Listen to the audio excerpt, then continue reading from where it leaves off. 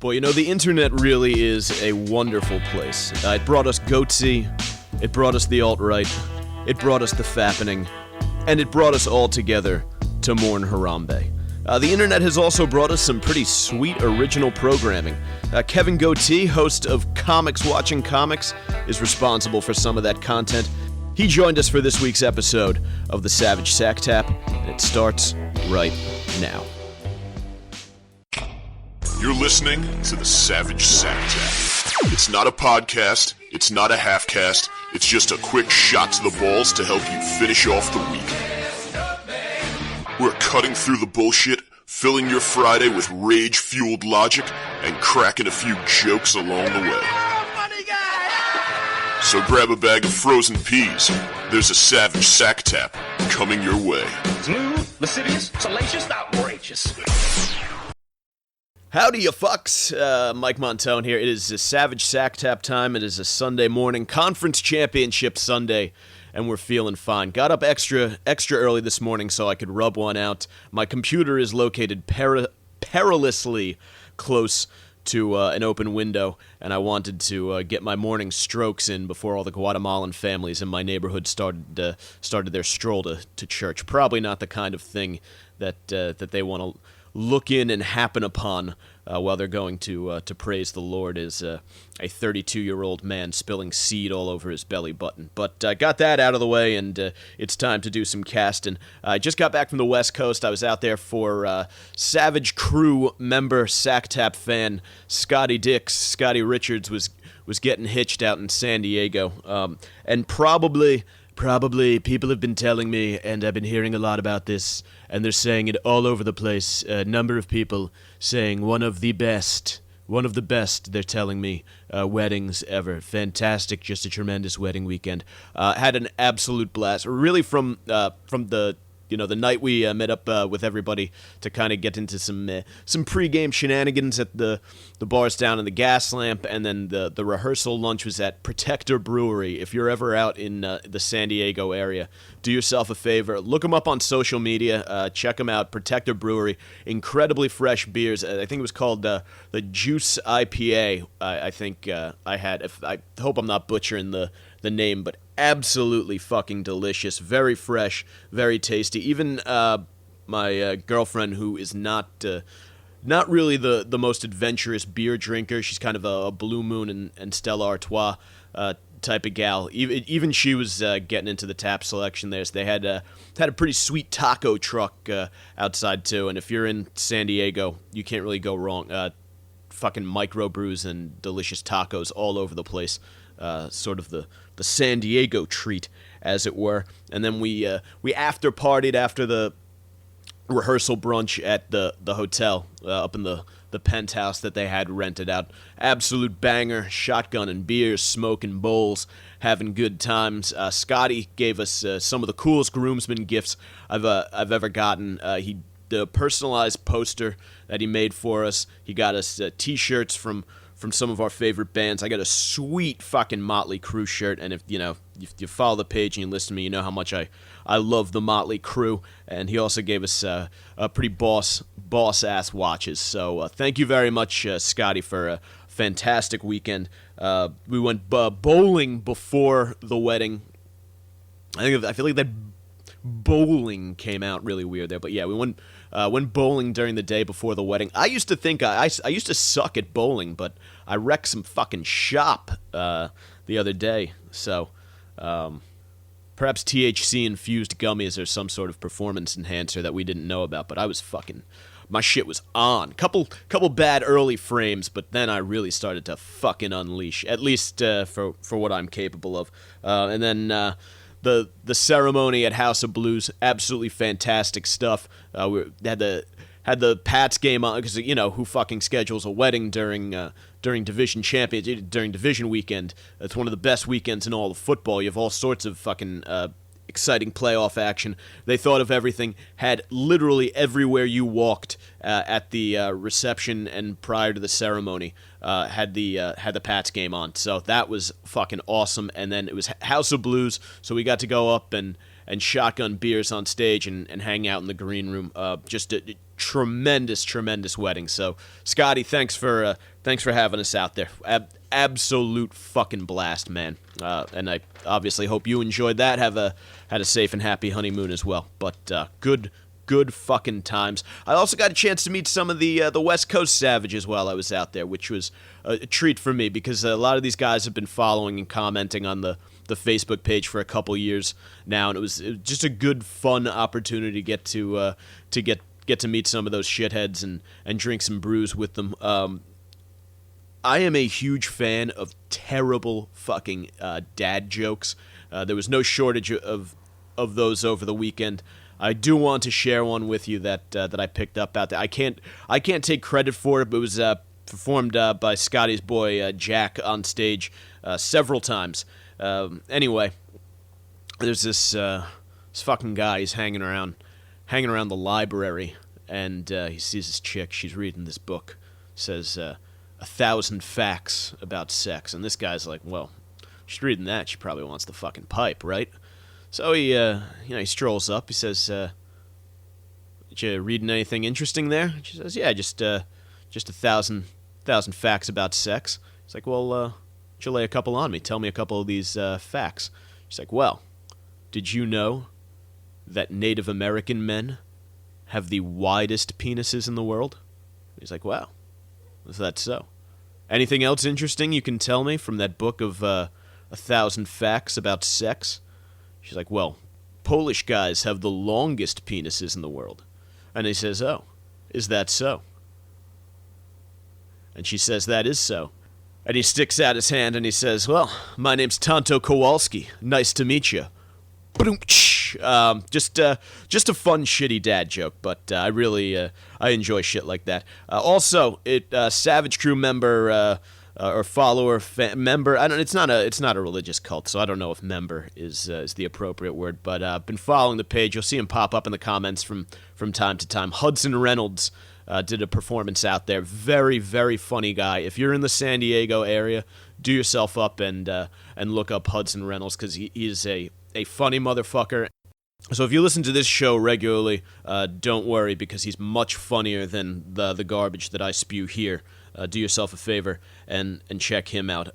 Speaking of checking things out, I got down to the dispensary. First thing I did when I landed in California was hit up the dispensary because they went legal as of January 1st. We're getting it here in Jersey. Phil Murphy says within the first 100 days he wants to legalize. So hopefully that's coming soon because it was I think the experience could only be described as exquisite. It's a very boutique.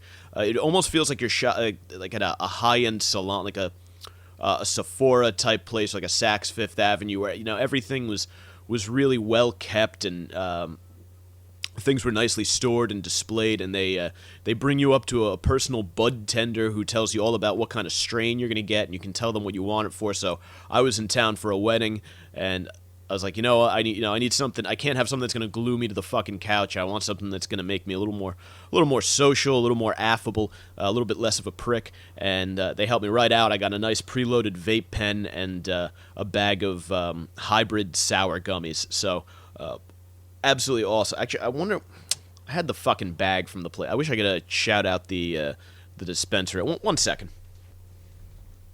Urban Leaf Dispensary in San Diego, and I'm sure they'll be popping up all over the place. But if you're in the area, be sure to check out Urban Leaf. Just really friendly staff, great products, amazing stuff. It's gonna be this thing is gonna be a fucking economic Why am I hiccuping now? It's fucking bullshit. But anyway, San Diego is a fantastic town. It's been a while since I've been out to the whale's vagina. Everyone in San Diego looks like they're either homeless or like they should be doing some kind of porn. But they're not the stabby homeless. They're just like tripping their fucking balls off. Like we went out for dinner the first night we got in, and there was a big fucking drum circle going on, and people were like twirling flames and shit, and the air reeked of marijuana in the most delightful way, just hanging in the ocean air. Eating breakfast the next day, we saw some guy just dancing down the boardwalk, talking. Yeah, he stopped and talked to a puddle for a little while. Definitely, New York City's homeless. You see a New York City homeless person, and they look like they look like they're going to knife you, which is kind of the vibe I got from the San Francisco homeless as well. I think people say there's a homeless problem up in San Francisco, which I don't know if they view it as a problem up there. Like, the city legitimately does not seem to give a shit about its homeless in San Fran. Like, I don't know if they might have more homeless there in San Fran than they do in New York, but I think in New York, because it's cold, it's a little easier to convince them into the shelter, and San Fran is just such a libtarded city that they're like, you know what?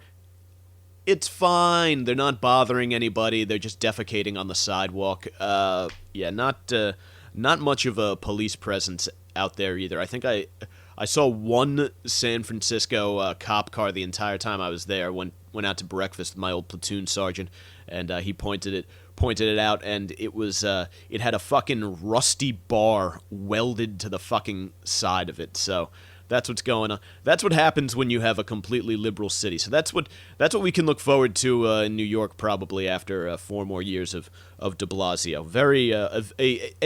I like to describe San Fran as what I would call annoyingly woke. A nice city, but annoyingly woke. We flew up the day after the wedding, so we're kind of hungover. Caught the end of that Minnesota-New Orleans game as we were getting ready to board the flight from San Diego to San Fran. So at one instance where it actually paid to be in boarding group 5, we were like getting online to get on the plane, and we saw that last play, which is absolutely fucking absurd. Terrible tackling technique. I mean, who the fuck? This is why all these guys have CTE, by the way, because they're diving head down at dudes, and it finally came back to bite someone in the ass in a big way. So hopefully now dudes in the NFL will tackle with better technique after they saw the Saints get sent home in the fucking playoffs because of shit tackling technique. But anyway, yes, San Francisco, annoyingly woke. Went to the In-N-Out Burger down by the wharf, which, by the way, I get it, you want to take your family on a nice vacation and shit, but you know, this touristy stuff, we stayed by the wharf because I found a cool hotel down there, but we did most of our kind of touristing away from the area. We hit up, we walked over and back on the Golden Gate Bridge, and then we walked up, did Lombard Street, did all that shit, walked up that whole thing, checked out Chinatown, got some bomb-ass dumplings, headed over to Haight-Ashbury to checked out all the fucking hippie dippies. Don't fucking blow. I see these families. You go into the souvenir shop and it's like, 3-4 glass trinkets to bring home, and you're running up a $70 tab. It's just fucking insane. You got a family, young kids, take them to the Jersey Shore, build fucking sandcastles, frolic in the waves, teach them how to grill, do that low-cost stuff, take the money that you would have saved on the vacation, and either take your wife somewhere where you can give her a good pounding for a couple days, or put it in their college funds, help pay off your mortgage a little earlier. Just absolutely no reason. I saw people, like families and shit all over the place there, and I guess if you don't, I grew up at the shore, hang out, work in the city all the time. So I guess I can sniff a tourist trap out easier than some yokel from Middle America. But Jesus fucking Christ. Anyway, San Fran, just annoyingly woke. At the In-N-Out Burger, because Kimmy had never had it before. And we're standing online, and a rather well-dressed, well-adorned, made-up woman of color was giving a speech about, just to no one in particular, about how the government is using junk food to keep minorities down, so that's why she doesn't eat In-N-Out. I guess she wasn't even in there for a delicious, tasty burger.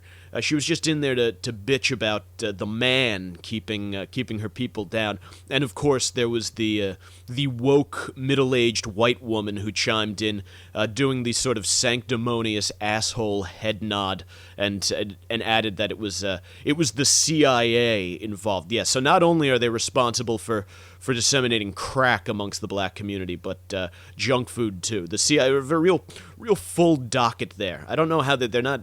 Maybe that's why we haven't seen a dictator overthrown in a while. They're too busy filling minorities up on cheeseburgers and soda. But anyway, it's just a frighteningly woke city. We went to Haight-Ashbury, which is of course sort of the hippie neighborhood. We missed the Castro. Wanted to see that in sort of a no homo kind of way, because I work in New York City's West Village, where the gays be abounding, and I've had so many fucking Me Too moments walking around there.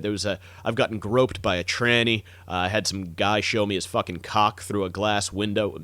Big meaty bastard too. Fucking thick vein on that. If you were gay, you might not even go near it because it was so intimidating.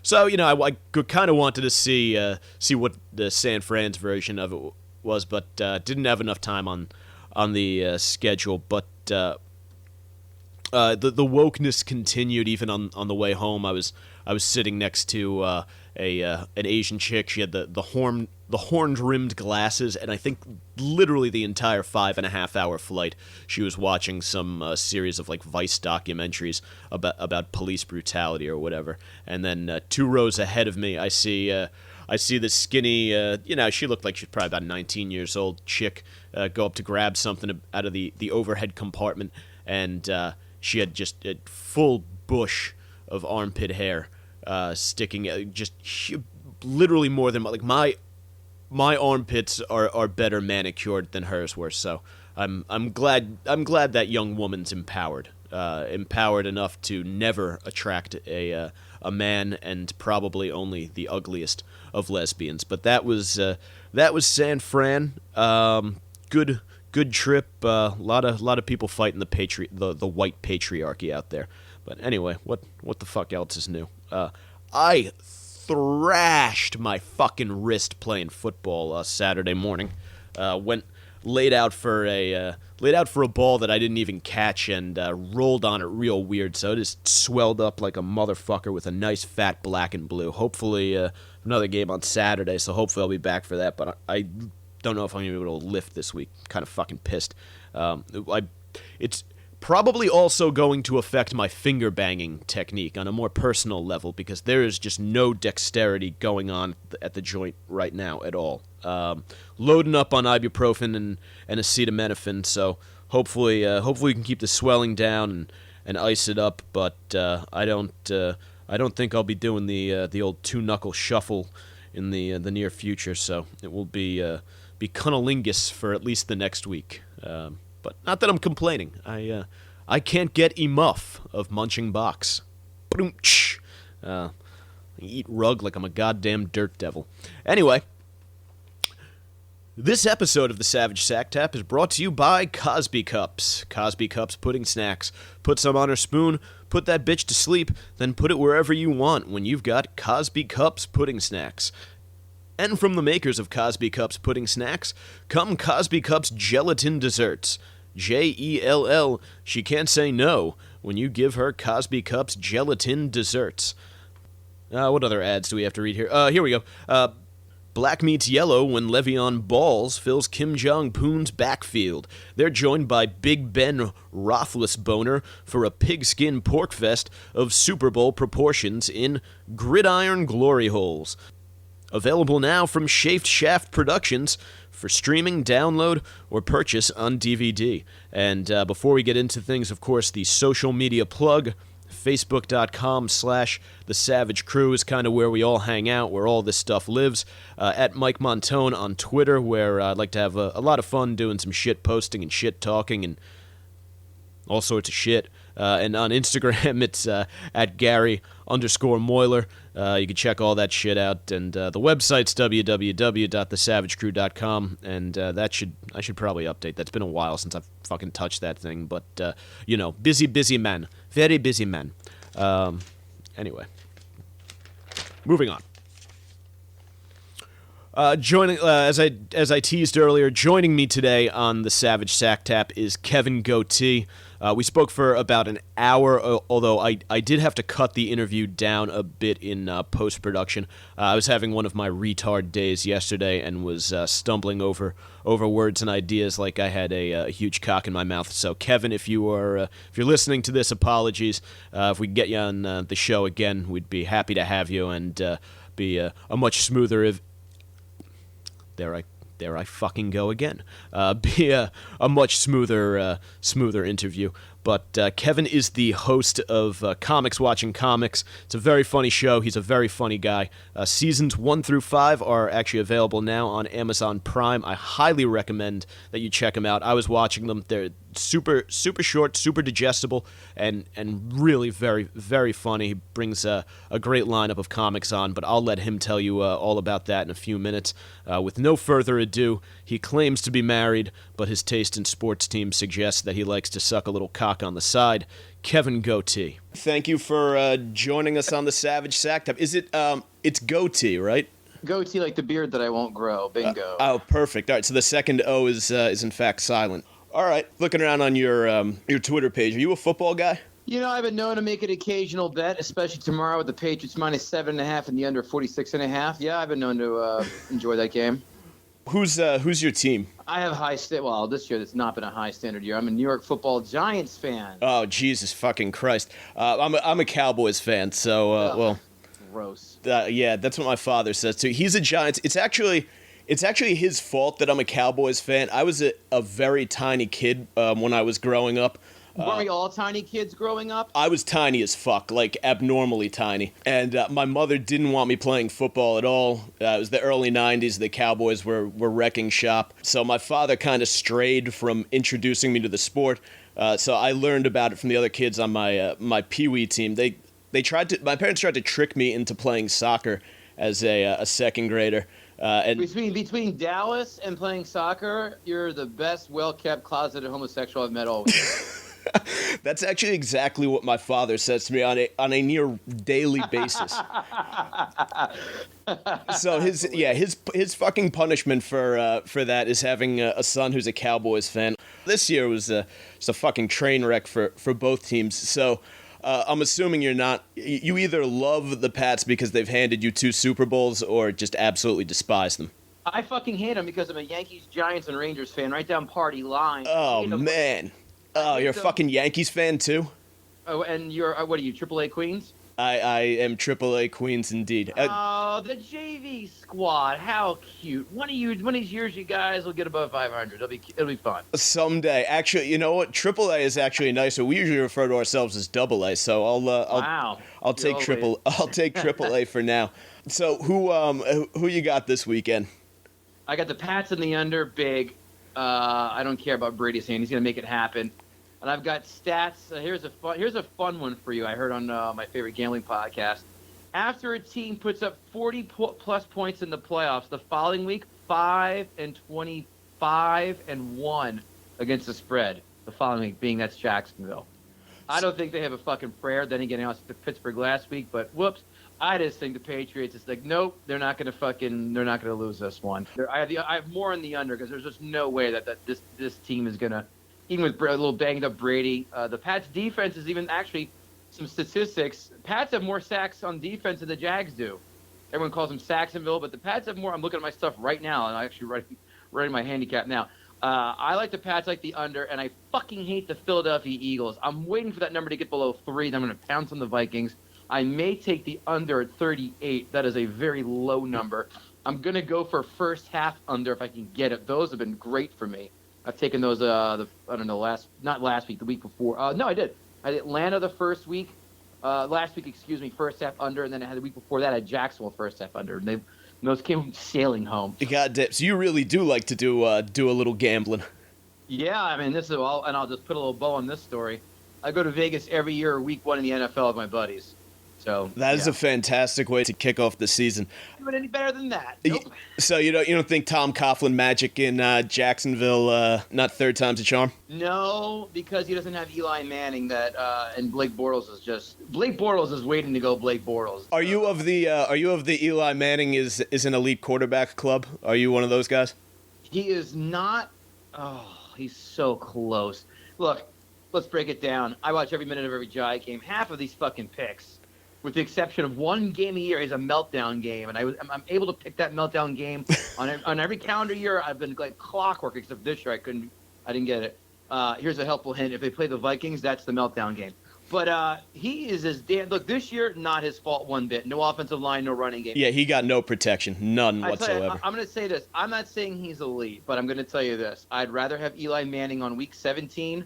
I'd rather have Peyton Manning weeks 1 through 16. How about that? That's a very pragmatic statement. So did you catch the Robbie Anderson arrest? I heard about it. Jets being Jets, the other JV squad in New York. Yeah, 105. He's garbage. 105 and a 45 for 3/4 of a mile. He ran 2 red lights and failed to stay in his lane. Actually, if it wasn't for the speed and the dreadlocks, I think cops might have thought they were chasing Michelle Kwan or Jeremy Lin. But I guess he told the arresting officer that he was gonna fuck his wife and nut in her eye. Oh, that's hilarious.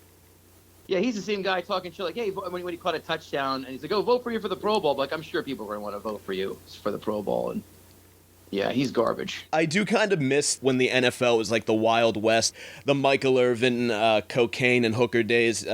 Charles Haley, actually, there's this great book about the Cowboys from the early. I have it. You have that? I have it because I heard it was a good book, and I have it. But it's the only thing that's soiling my bookshelf is that piece of filth about that team, but it's a good book. It's fantastic. Yeah, the story about Charles Haley, he like shit himself once during a team meeting and came back from the bathroom wearing a diaper made out of newspapers or something. Like I sort of miss that NFL, and now the days, Richie Incognito can't say a mean word to a rookie during camp without getting run out of fucking Miami. Well, they said also he was talking shit last week of the year, and then the one guy said, yeah, he used the N-word, and his offensive lineman, black guy, was like, dude, I was with him the entire time. He didn't say shit. He's like, you guys are just trying to start up shit. He goes, I would have said something to him if I would have heard that come out of his mouth. So yeah, that guy's got a fucking, and the hazing. Come on, bro, what a little pussy. And what he left him mean messages. By all other accounts, it looked like they were pretty good friends. I mean, everyone texts their buddy and calls them a fag. That's locker room 101. I was ready to call you a fag when I first dialed the phone. We've never even met, and literally the first one of the first things you did was call me a closet homosexual. Right when you said a Mets fan, it's not a closet anymore. You've been out. Just outed. Yeah, well, it is Queens, right? Ah, fuck. Oh, the jokes write themselves. That's hilarious. Have you been following this little cat fight that's surrounding Aziz Ansari? Nope, because he's not on my radar, and I don't give a shit. But I do. I believe, from what I have read and seen on Facebook from others, it is just a witch hunt. And from what a lot of the accounts, it sounds like this woman was just he was guilty of being a bad date at most. I was gonna say, and I agree. Actually, my girlfriend and I were reading through the article together, waiting for a flight last week when it broke, and it was almost bizarre that they even fucking wrote it up. Like the standard for what counts as a hookup now and what counts as assault has just shifted in this bizarre fucking way. We're getting the ins and outs of like everybody's fucking sex life. We got Aziz pulling some move called the claw, where he jams his fingers down some chick's throat. Louis jerking off in front of everybody, and then Donald Trump is fucking Stormy Daniels, chasing her around the hotel room in his tighty whities and getting his ass slapped with Forbes. It makes me like him more. Yeah, I mean, okay, that's yeah, and it's funny, and it's also amusing. And I'm a guy. I mean, I hate Trump, I hate Hillary, I hate them both. I love how everyone. It's a fucking punchline now about Trump's fucking whores and he's married and he's about to become the president. Yeah, how about a one guy called John F. Kennedy? Who's banging Marilyn Monroe when he was fucking president. Now again, it's a punchline. Clinton reproduced with Hillary, and he cheated on her with a chunky Jewish broad. Trump's fucking the star of Finally Legal 7 and Trailer Trash Nurses 6. He's got Melania. Marla Maples, not terrible. I mean, dude's a decent stick man. His puss game is tight. Let's give credit where credit's due. To that end, I can't question the judgment. I don't understand why people on that one get so bent out of shape. Because it's, again, here you go. This is the famous quote. This is the 2 words you're gonna hear a lot for the rest of your next 3 years. Witch hunt. For example, perfect example. I'm on Facebook today. Everyone's like, "Oh, government shutdown. Fucking blame Trump." And I'm like, wait a minute. I hate them both. Wasn't there a government shutdown a few years ago when Obama was president? Yeah, 2013. Yeah, were people blaming Obama? I don't know about that.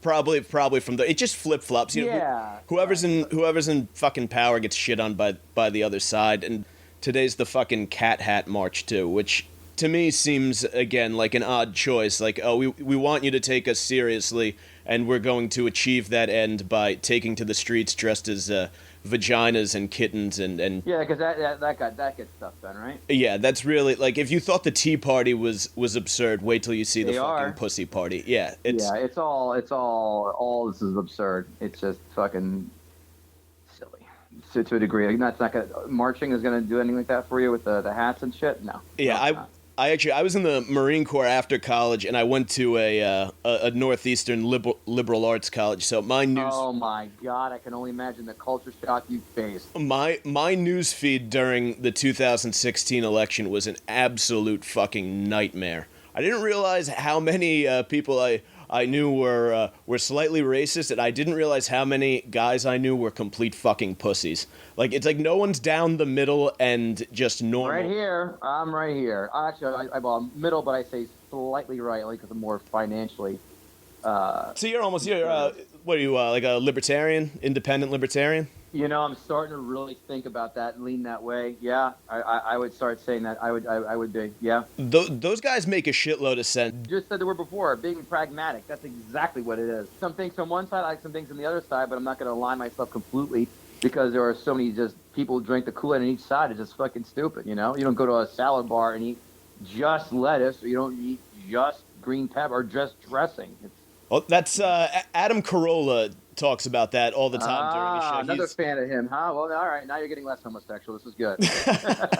Yeah, I love Carolla. Carolla's great. Is as smart as a whip. I really, really enjoyed since I've been watching him since I was like in high school. I grew up on the Man Show, which is weird because Jimmy Kimmel then is not the Jimmy Kimmel that we have now. No, he's become a big puss bag. He has really. I mean, talk about drinking the Kool-Aid. No one drank it more than him. Like Colbert, I don't know if he's like a ratings shill. It kind of feels like because he was getting his ass kicked by James Corden, and then he decided to just go hard anti-Trump. And I feel like the rest of the late night guys followed suit. Like I can't wake up on a Monday morning without hearing about who John Oliver destroyed the night before. Oh, it's the same, but it's the same wash repeat shit. Like. I did a quick little joke on Facebook. I'm like, because I saw something. I watched like the new Jim Jeffries show for one episode. I said, I'm done. Like I like his specials.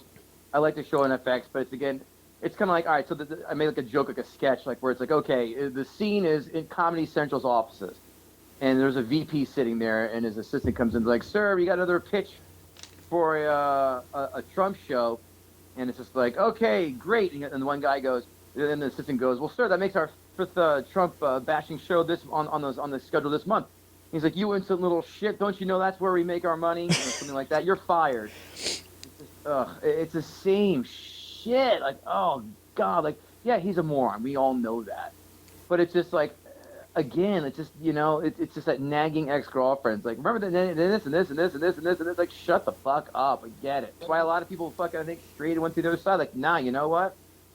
Done with this. That honestly, that was me. Up until probably the last debate, like when they grilled him about that Access Hollywood shit, and he was like, it was just locker room talk. I heard that, and I was like, you know what? I got you. I fucking get it because that's the way men talk, and we've become such fucking vaginas over like the last. The beta males are taking over, and the funniest ones. I love the self-proclaimed male feminists. Like, listen, I've told better lies to women. Oh, those guys are. I've been saying for years. And those are the ones who are getting caught doing creepy shit. Yeah, those are the guys. Those guys Not are dudes. Not as much. They're just covert agents trying to get pussy in a different way. Like they're trying to get close when no one with an ounce of testosterone. You get some chick doing the late night beer tears because the fucking captain of the football team wasn't giving her the time of day, and then all of a sudden the little fucking cuck in his scoop neck t-shirt swoops in and beard. Yeah, I'm a feminist. No, you're not. No, you're not. Get the fuck out of here, dude. Yeah, that's hilarious. That cracks me up. Not the raping part. The beta male approach. It doesn't work. No one believes you. This fucking guy I grew up with. He actually, and this is just a very telling moment. We were gathered to watch the Devils play the Rangers back in like it would have been '96, I guess. Whenever they had that fucking aggressive playoff series. I think it was the year the Rangers won the Cup, so maybe 94. 94, Game 7, Stefan Matteau in overtime. Excuse me. Boom. He had a ceramic Devils Stanley Cup, and after the game was over, we were all like outside, and someone fucking pantsed him, and he tried to give chase, and he dropped the Stanley Cup, and it broke, and he started crying, and now his Facebook profile picture is of him at the fucking Women's March. Perfect. And just embodying the Devils fans as they are. I was a Devils fan when I grew up. I'm a Bergen County guy, but yeah, that one's a fucking that one's definitely a black mark on our record. I want to talk about the show in a second because I was watching it this morning. I was having a great time. It's really very entertaining. My second favorite subject. We could talk about it all day. One last question, sure. Just to see what kind of guy you are. And I was really, really high looking at a copy of People magazine last night when I cooked this one up. So it's now we're back to being homosexual. Yeah, if it's I was taking a shit and it was on top of the bowl. So what are you gonna do? Anyway, you're at a hotel bar in Hollywood, and the bartender sends you a fresh round and says it's from her. As you look up to see who sent it to you, you see Helen Mirren, 72 years old. She walks past, slips you a key to her room. Before walking out the door, she turns around, gives you a little smile. Do you give chase or do you pass? Well, I'm a married fella, so that's not going to play. In your single days, would you have tagged Helen Mirren if given the opportunity? Look, if I would tell my wife, like, if that was Emily Ratajkowski, I'd go, yeah, I fucked her. Are you kidding me? She had Emily. I have to, But Helen Mirren, she goes, no, come on, you're going to cheat on me for Helen Mirren? No. At least Emily Ratajkowski, she would die. Single days, Helen Mirren. No, I would not. She's too old. Old. Yeah, she's pretty hot for an old broad, no doubt, but not no. I've one of my favorite things is I'll have friends who want to go up and who would go out and rack up numbers.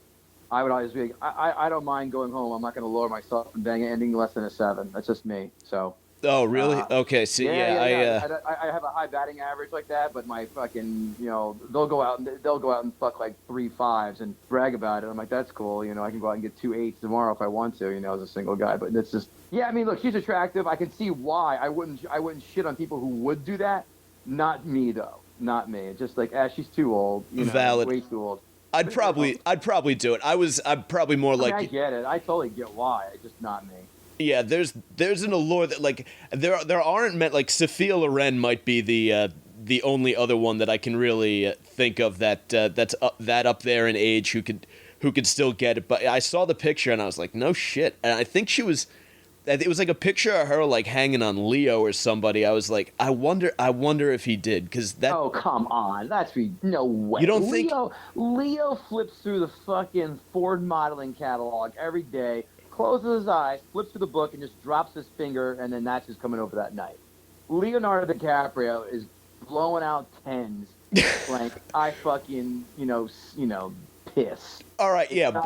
So why is he gonna go unless he's that bored with the 10s? Yeah, but that's exactly let's go it. Get a 7-year-old and really throw my fucking, throw people for a loop on this one. But there were older women that I was like, holy shit. Look at Halle Berry. She's like 51, but she's like 31. She carries it exquisitely. Yeah, I don't know if you're how deep into porn you get, but I don't know how old Nina Hartley is, but she's still got an ass and a half on her. No, it's funny. One of these. I mean, I obviously I indulge, but I don't know. A lot of these guys are like, oh, I know this. They're finding out 18 names, and if it wasn't for Stern, I wouldn't know any of them. Like if you were to show me like 10 videos, unless it was like Jenna Jameson or like Tara Patrick, I would not know any. Or I don't know. I'm trying to figure who the fuck else. You know, the main and the super mainstream. I wouldn't know anyone. Really? And Ron Jeremy I would know too. Oh yeah, well the hedgehog who cannot. I actually I saw Tara Patrick perform at a strip club. Yeah, well, technically it was a performance at a club in Reading, Pennsylvania, and she threw some DVDs into the crowd, and I got lucky enough to come up with a catch. Yeah, she's hot. She is fantastic. They did a POV scene of her blowing some dude. Her blowjob eyes are unfucking real. Oh, the fish eye? Yeah, she just does that thing where she kind of rolls her head up and looks up. Oh, yeah, those are the days. Fantastic stuff. So, watching comics, like I said, I had a lot of fun watching. I watched the first 2 episodes. I think it was season 4. Oh, so you just watched season 4? You didn't get into the earlier one? I'd seen some earlier stuff, like the sizzle reels and everything. Right. But do you want to just give us sort of the view from 30,000 feet on this? You know, what spawned the idea? How long you've been doing it? Who you're doing it with? What spawned the idea? One day I was at an open mic, and it was an extremely awful batch of comics. We were sitting there, and it was just fucking awful. I was texting a friend back and forth. I'm like, oh, this is just awful. We started shitting on the comics that were on there. I said, well, this could be an interesting fucking play here, you know? And, but I said, well, yeah, it is interesting. It's funny, like this whole panel thing, bubble talk, like, you know, what was that, the I Love the 80s shit? But I just don't think, it obviously would not materialize into a show because just shitting on people, first of all, is just insanely wrong. Your karma would get fucked. So, yeah, but I was like, well, you know what, let's take comics watching our Last Comic Standing and give that a look because look, I want to get more comics, intermediate comics specifically, more exposure because there's so many different so many thousands of comics here in the city and so few spots. I mean, look, not everyone deserves spots, but I think there are a lot of people who are going under the radar and not being noticed. I thought this show would be a great way to do that. Like, kind of combine like the whole panel idea, watching Last Comic Standing, because I thought Last Comic Standing was a fucking snooze fest. Norm Macdonald was the only real panelist I've ever seen on that show who was flat out like, nope, that was bad, and here's why. Everyone else, it was just a one big dick-sucking fest. Like, you were great, you were terrific.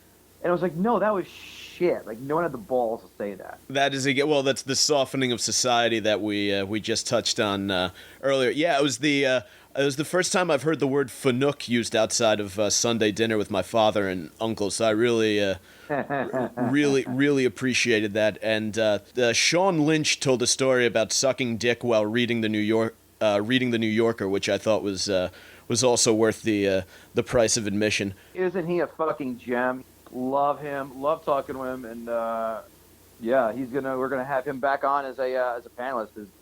His reaction from the crowds have been nothing short of resoundingly positive. Yeah, absolutely do, because that was very funny. And then there was one chick you guys did she did a little routine about coming out as bi to her mother, and then it turned out that she had done some improv, and I think you said she looked like she needed a safe space. And I took a sketch writing class way back at UCB because I oh my God, wanted to test it out. Holy fucking shit, man! I mean, talk about being stuck in a room with dickheads in horn-rimmed glasses. It was a fucking nightmare. Yeah. Comics look at improv like Yankee fans look at Met fans. Like, oh God, like really? It's just. I've seen improv done once well, and it was actually by a few buddies of mine, and it was legit funny, not because of my friends, but it was. And I said, this is legit good. But there's nothing worse than having like the 2-man comedy teams on stage trying to do like that improv shit in the middle of a stand-up show. Like, nothing screams bathroom break faster. I've sat through so many of them, and I'm like, and I'll give them a shot. I'm like, all right, let's see what you got. 2-3 minutes later, I'm going to the bar, getting a drink or taking a piss, or going outside and getting secondhand smoke, talking to someone, one of my friends who do smoke. Yeah, I was kind of shocked by it actually because Upright Citizens Brigade had a show on Comedy Central. Speaking of rapists, Yeah, oof. Yeah, that was who was it that got fucking torn apart for coming T.J. out? Miller. Yeah, T.J. Miller got accused of assaulting some girl in college. Yeah. But there was something going on at UCB a couple years ago where I guess one of these male feminist types was going around like fucking. I don't know if it was date raping or assaulting. Yeah, I know what you're talking about. Believe me. And fuck, I forget what comedian it was came out and was like, yeah, you know what? Maybe this is the kind of thing that should be handled by the police and not by the fucking staff at Upright Citizens Brigade. And that was his team on Facebook. Yep. Yeah, he just got fucking railroaded. And then he sued everybody for having no proof, and UCB gave him a fat paycheck. And with that paycheck, he can now afford to take 2 classes there. Good for him. Yeah, 2 of their $400 fucking 9-session classes where you do a table read for 12 other people and get 30 seconds of notes. Yeah, fantastic investment. I was watching Bill Maher last night, and I'm about 50-50 with him on politics, but he's a pot-smoking Bergen County guy who likes the Mets, and he wrapped the show up talking about the witch hunt that we just discussed, and also the war on funny. Like, I don't know if you remember, back in November, Larry David was getting, apparently Jewish guys can't tell Holocaust jokes. I don't know what the fuck that is. And Seinfeld not playing college campuses, Chris Rock staying away from them. Do you run into a lot of this shit, like with crowds? Like, do you get a lot of like groans and really? So yeah, I do edgy material. I do mean stuff. In the city, that happens a lot. Outside of the city, I mean, even in like just 10 minutes away in Jersey, no, it's a lot. They're completely different crowds. They don't get all fucking uptight and anal about a lot of shit. It's funny. It's not funny. It's sad actually. There's a lot of people who are just trying to be more out progressive. Be more out. Oh my god, just kind of out progress, if that's a word. They're friends and just trying to show the most indignation if they hear something that's remotely insensitive, which is sad. You come to a comedy club to laugh and to hear things that are, first of all, opinions that are different, and B, people to say things that you can't say at the water cooler at work on Mondays. If you don't like it, fucking walk out. No one in the audience gives a shit about your opinion as an audience member. Yeah, there are a few things that get my Irish up, like fucking virtue signaling, and it's just getting worse and fucking worse. How do you usually? I mean, have you had anyone like shout out, like heckle as a result of it, or is it usually more of just like the uncomfortable groan and maybe a walkout? It's uncomfortable. No, I've only been I think once, maybe twice, because I talk so fast and I don't let people don't get a chance to get a word in edgewise, and that's why I would think I have been heckled. And then if someone says something in the crowd, I go, "Shut up, stupid." I mean, that gets a laugh from the crowd, and then they usually shut up. Or Greg Fitzsimmons does a great bit about how he says, it's the easy way to deal with a heckler is just repeat everything they say in a very like drawn out, slow, but condescending manner, and that way they just realize how dumb they sound when you repeat what they say back to them. But I'm more of a guns blazing kind of fella, and I'll, if I think something's going to go awry, I shut it down before it even has a chance to manifest. Did you say that was Greg Fitzsimmons' move to repeat it back to them? That's so juvenile and like elementary school playground of it that I absolutely love that move. That's funny, right? I would love to see that go down in person. Is there anything else you want to like talk to us about the show? Because you've been doing this. This is 5 seasons now, right?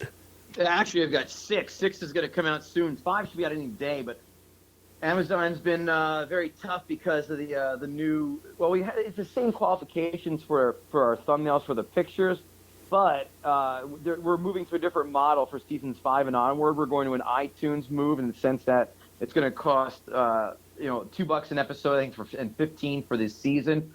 That's what they're moving towards. So you get the first 4 seasons of the show for free, and then 5, and everything else is going to cost you. a few bucks, but they're saying that their standards have been jacked up when it comes to those thumbnail pictures I was talking about. Even though I sent them to them in the exact manner that they wanted them, they're still not up to snuff. So this should have been up before Christmas. This should be up any day now. Hopefully we fixed it. If not, we'll just put up the logo. But the answer to that, 6 is already shot, filmed, and edited. We're going to tape season 7 and 8 in March. The casting is going to be in March 3rd, as a matter of fact. So, nice. Yeah, 6 seasons done. It's been 2 years now. I've had it done. 3 years since I shot the teaser. So, yeah, that's it's been a kind of a whirlwind for me here with this show. So do you shoot at your own apartment, or? Yeah, we shoot the panel at my house, right, my place. You know what? Fucking praise be to the internet that we have that kind of shit going on, because it's opened. Like, as a comedy fan, it's opened me up to a lot of new comics, like finding new people. Even like Sean Lynch, I wouldn't have known who he was until I watched that episode this morning, and now like I have to follow him on. Well, hold Twitter on, and here's another fun fact. Sean Lynch is also the creator of Celebrity Deathmatch on MTV. There's another fun fact. No for you. shit. These are the things, all these under the thing radars that people have done that just no one knows, but now we do, and now we're showing them. So I think it's really cool that we're giving not only the panelists but the comics more exposure. I mean, the goal too is also to get more get higher name panelists. But I mean, I love a lot of the guys and gals we've had so far, for sure. And but yeah, we're looking to get some bigger names out there in the future. That's for sure. I really had a lot of fun watching it, and then I was looking when I did a YouTube search of the show. Some guy put a response video up. I guess you guys tore him apart. Did you guys do one with some fucking guy who does his entire act with puppets? Yes, Natty Bumper Cars. Actually, he's a buddy of mine. He's a good dude. Really? Yeah, we invite that. I invite everybody to do, whoever appears on the show, to do an answer back video if they don't like it. Now, Gerard Harron did one as well, but he had a favorable response to the panel. I like Gerard as well. Yeah, he opened up with a joke about like calling his mom to pick him up from football practice, fucking scamming call ATT. I used to do that. I did it so frequently they started charging my parents for the calls. Anyway, that resonated. But yeah, I saw it. I saw the response video. I was like, what the fuck is this guy up to? No, I invite that. It's just only very few people take me up on that. I thought, and I would think that the ones who most would take advantage of that are the ones that we give the business to, but a lot of them don't. I'd be surprised. I am surprised. Yeah, have you ever gotten like an aggressively bad response from anyone? Of course, I have. A lot. But in what regard? Like in person, in emails, or what? Like what do you? Give us the highlights, I guess. I mean, I get fucking Reddit. People just hate everyone on Reddit though. Live Leak I was on, this YouTube, people would come on there and I would just fucking take them apart, especially on YouTube. Live Leak is just a bunch of people wanting to see military insurgent strikes or car crash videos or crazy shit like that. They don't like the show at all. But yeah, they're definitely God, how many people fucking are not fans of it. Some people just are, some of them are just comics. We're like, who the fuck are you to shit on comics? Like, you're a nobody. I'm like, you're right, I am a nobody, but I got a show, and I got people who are on the show who have done something. So, yeah, that's how I can do. That's why I do it. And now it's on Amazon. It's just like, oh, okay, now this seems more legit, I think. So. Yeah, I think platform often does give an air of legitimacy. Like, I'm a guy with a fucking microphone in his apartment, and it's even the fucking podcasting thing. It can be a fucking pain in the ass to get traction sometimes. Sure, I got a podcast too. I know how hard it is to get going. Trust me, it's not easy. Oh no shit. What's your podcast called? It's called me and my buddy Jeff Paul do it. It's called the Sportsbook Box Office Podcast, where we talk about, you guessed it, sports and films. We have some comedy buddies on. We actually had our first episode, Lenny Dykstra. Boom. Oh, nails. Yeah, that's right. He got on our show right when his book was about to come out, and right before he went on Stern. And in fact, we couldn't air the episode until he went on Stern. So that was kind of cool to have that little leg up, I guess. But yeah, we waited till he was on Stern to air our interview with him, and it was fucking hilarious. I love Lenny Dykstra. Again, like I really do. Like, there's just something about when pro sports are populated by like criminals and absolute savages that just brings me so much delight. Like I really prefer sports not to be family friendly. How'd you wind up linking up with Jeffrey Gurian? He's around all the time in the city, and then I did a gig here in Jersey where I knew he was going to be there, and I went there. The promoter got me on to do a show with him, and I talked to him at the show about it. And he seemed interested, and then he's been on season 4. He'll be on again season 5 and 6 and whatnot. So, and yeah, he's if you know who he is. I mean, for those you people who actually don't know who he is, he wrote for Rodney, for Joan Rivers, for Dice, for all these main huge names.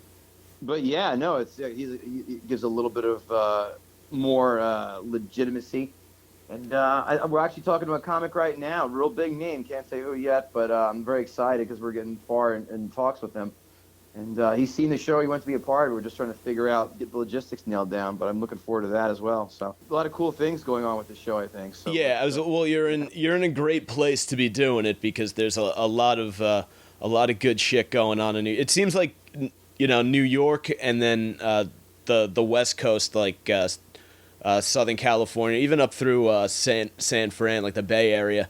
There's a lot of interesting shit going. It's like you turn on Rogan and he can't stop rattling off people who are showing up at where's he usually at? Comedy Store. Yeah, it's a weird, fun, crazy place to be. It's also kind of juvenile in the sense of like the gossip, the fucking shit talking, all that. It really is like high school. All over again. Do you get out to the West Coast at all and tour? I've been to LA once. I made a work trip. Got there early and did some stand-up out there, years ago. God, what, 6 years ago? 6 years ago. And then, I know what it was. It was when the Giants beat the fucking Patriots, the second Super Bowl. I was out there when they beat the Niners. I was in LA and the game was in San Fran. I was like, oh shit, maybe I can try and get up there. But no, I didn't. And then I go to Vegas, like I said, every year, and I know comics out there, so I get stage time when I go out to Vegas with my buddies on week 1. But yeah, no, and I'm trying to get Watching Comics the live show. I'm talking to clubs around the country about doing the live show out there where we come in, we'll fly in, probably me and Lynch, and then the club owner would be like the third panelist, and then we'd have like a local version, like Denver's local comics watching comics, and then boom, they get a spot, and then we get to work the club for that weekend. And that's our goal. We're trying to get that off the ground. It's some cool things we're working on here. Excellent. Well, is there anything else on the show and that like we didn't touch on? I didn't ask you about that. You'd like to throw out there that you think people should know? And so for those of you listening, again, here's the synopsis of the show. We tape a bunch of intermediate comics doing their sets, and then we take the footage to my house, we watch it, we critique, we praise, we offer advice. We then vote on a winner, and Jeffrey Gurian, the master panelist, gives his thumbs up or thumbs down on our selection, and the winning comic appears on the live showcase that we had. That actually you'll be able to see on Amazon in a few months. You'll see the showcase we had in November at Gotham, which is really, really cool. And then you're going to see that. But the twist is this. The home audience plays along, too. They're going to vote on their favorite panelists that they want to see come back to the following episode. So that way they'll tweet at Comics Watching and say, hey, favorite panelist, Sean Lynch or Gino Visconti or Mark Riccadonna or whomever, Jimmy Failure, whatever. Leah Bonham, yeah, all these different panelists. And then I'm going to pick an all-star lineup for that as well. So I could tell you Sean Lynch will be part of it because there are too many people already saying that he's great. But comicswatchingcomics.com. You can find out if you're a comic, if you listen, how you can submit to be in the show. You got to be in comedy for 3 years, and yes, I will check up on you to see if you're bullshitting, and submit that way. Also, I'm selling Comics Watching Comics T-shirts on the website, so comicswatchingcomics.com. On Facebook, on Instagram, but on Twitter, it's at Comics Watching. And I'm Kevin Gootee, GOOTEE.com, Facebook, Twitter, Instagram, all that shit. Season 5 should be out any day. Sportsbook, Box Office Podcast on iTunes, on Google Play. And I'm working on a cool little show called Comics Watching Football that should be hopefully coming out to be something else as well. So even from Comics Watching Comics, I got a very NFL pregame show vibe from it. It was... Yeah, we actually did a sizzle reel, and we're actually cutting it up now where we had a couple... Actually, Gerard Harron was part of that. Lynette Palladino. We had a former NFL guy who played was D-line for the Colts. I forgot his name. I forgot his name. Anyway, so we all sat down and we watched that crazy Chiefs-Raiders Thursday night game. That was like week 4 or whatever, where it was just back and forth. And we did that. So that's going to pop up when I'm done with the trailer. But yeah, we're actually getting in talks with some people who are interested in the ideas. So that's looking forward to that. Nice. We'll But before we wrap, do you guys have any like live shows or anything like that coming up that you want to pimp out? Nothing, no Comics Watching Comics live shows yet, except for the taping, which we're doing in March.